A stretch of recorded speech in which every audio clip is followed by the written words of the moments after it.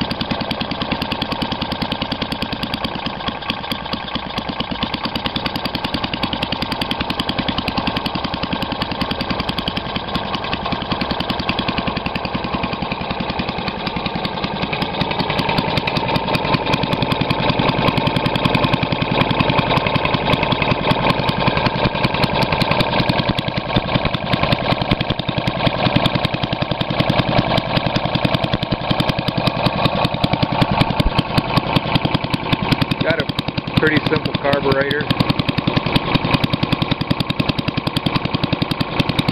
The engine wasn't running when I got it. It was pretty much a big rust bucket, so I didn't feel too bad about sanding it down and repainting it.